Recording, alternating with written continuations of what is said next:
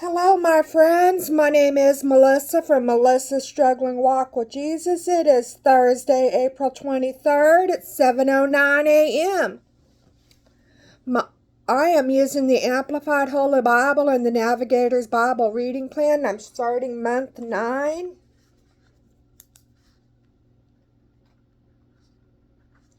And today I'm going to be working out of the New Testament in the book of Hebrews, and I'm going to be reading chapter 1. The title is God's Final Word in His Son. And it says, God, having spoken to the fathers long ago in the voices and writings of the prophets in many separate revelations, each of which set forth a portion of the truth and in many ways. Verse 2, has in these last days spoken with finality to us in the person of one who is by his character and nature his Son, namely Jesus, whom he appointed heir and lawful owner of all things, through whom also he created the universe, that is, the universe as a space-time matter continuum.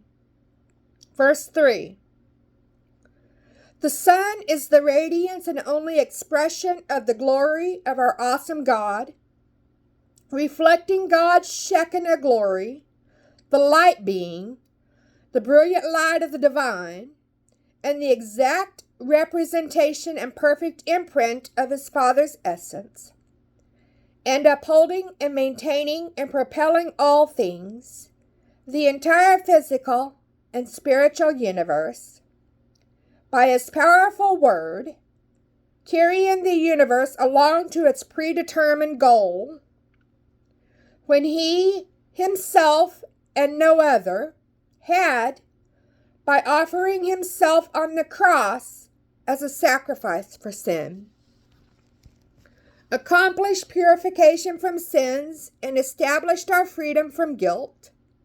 He sat down, revealing his completed work, at the right hand of the majesty of high, revealing his divine authority. Verse 4, having become as much superior to angels, since he has inherited a more excellent and glorious name than they, that is, Son, the name above all names. 5, for to which of the angels did the Father ever say, you are my Son? Today I have begotten, fathered you, established you as a son with kingly dignity. And again, did he ever say to the angels, I shall be a father to him, and he shall be a son to me?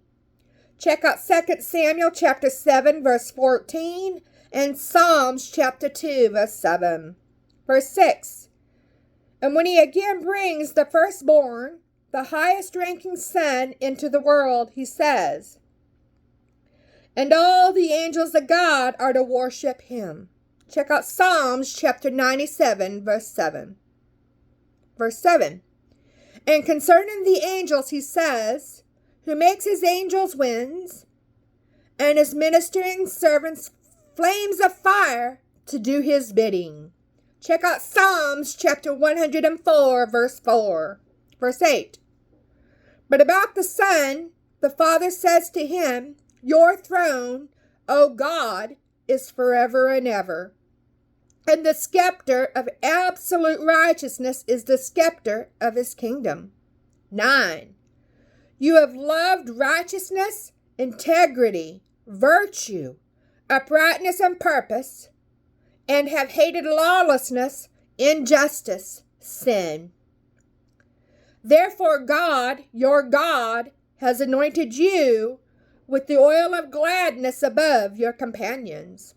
Check out Psalms chapter 45, verse 6 and 7. Verse 10. And you, Lord, laid the foundation of the earth in the beginning, and the heavens are the works of your hands. 11.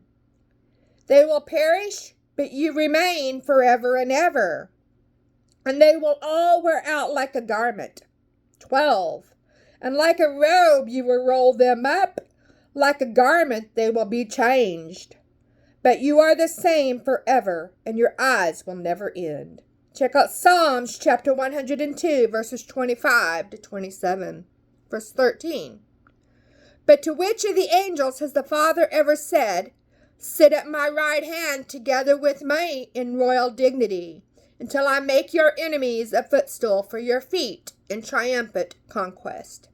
Check out Psalms chapter 110, verse 1. Verse 14. Are not all the angels minister in spirit sent out by God to serve, accompany, and protect those who will inherit salvation? Of course they are.